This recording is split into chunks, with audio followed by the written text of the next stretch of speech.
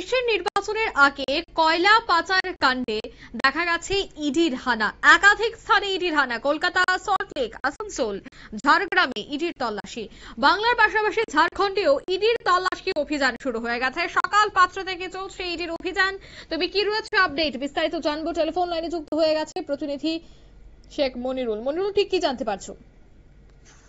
দেখো, আজকে সকাল থেকে মূলত আবারও বাংলার একাধিক জায়গায় প্রায় ২০ জায়গাতে ইডির তল্লাশি অভিযান চলছে। বাংলার পাশাপাশি ঝাড়খণ্ড এবং দিল্লিতেও তোমার হচ্ছে এই যে ইডির হানা, সেই ইডির হানা কিন্তু অব্যাহত। ২০২৬ সালের বিধানসভা নির্বাচনের আগে ফের বাংলা জুড়ে আরো একবার ইডির সাঁড়াশি অভিযান। ইডি এই কয়লা পাচার মামলাতে বহুদিন আগেই কিন্তু নাম জড়িয়েছে তৃণমূল কংগ্রেসের বাঘা বাঘা মন্ত্রীদের।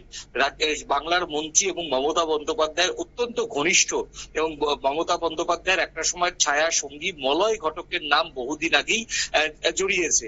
তিনি ইডি র্যাডারে মূলত রয়েছেন এবং কয়লা পাচার কাণ্ডে ইডি এবং সিবিআই দুই জায়গাতেই কিন্তু তার নাম রয়েছে। বহুদিন তিনি ইডির মামলায় হাজিরা দিয়েছেন, কখনো কলকাতা হাইকোর্টের স্টে অর্ডার জারি করে ইডির জেরা সেটা কিন্তু এড়িয়ে গেছেন। কিন্তু আজকে দেখা যাচ্ছে যে নরেন্দ্র খারকা, যিনি একজন আসানসোলের বড় কয়লা মাফিয়া বলে পরিচিত, এর আগেও তাকে দিল্লিতে তলব করা হয়েছিল এই মামলায়।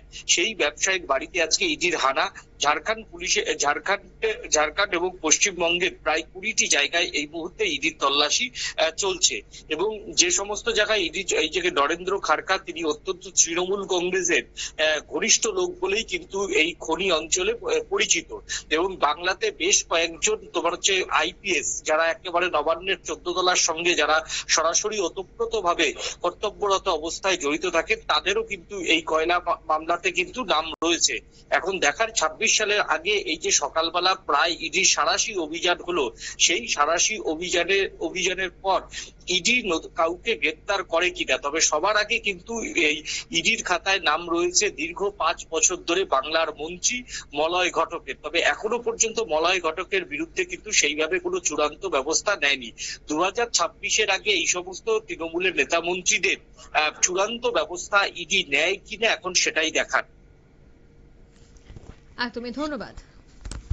অর্থাৎ ২৬-এর আগে কয়লা পাচার মামলায় বাংলার একাধিক স্থানে যে ইডির আধিকারিকরা অভিযান চালাচ্ছে, সেই অভিযানে বেশ কিছু নথিও বাজেয়াপ্ত হয়েছে। তবে এখনই কিছু জানা সম্ভব নয়। কেন্দ্রীয় বাহিনীরাও মোতায়েন রয়েছে। অন্যদিকে বাড়ির আশপাশে কেউ যেন বাড়িতে প্রবেশ না করতে পারে, তার জন্য কিন্তু সকাল থেকে গেট বন্ধ এবং ভেতরে টানা জিজ্ঞাসাবাদ চলছে। তবে বিকেলের দিকে ইন্টেলিজেন্সের অর্থাৎ ইডির যে ওয়েবসাইট রয়েছে, সেই ওয়েবসাইটে রিপোর্ট বা তথ্য আসার পরই জানা যাবে যে কাউকে গ্রেফতার করা হয়েছে কিনা বা কোনো তথ্য বাজেয়াপ্ত হয়েছে কিনা। নিয়ে নিচ্ছি ছোট একটি বিজ্ঞাপন বিরতি, সঙ্গে থাকুন।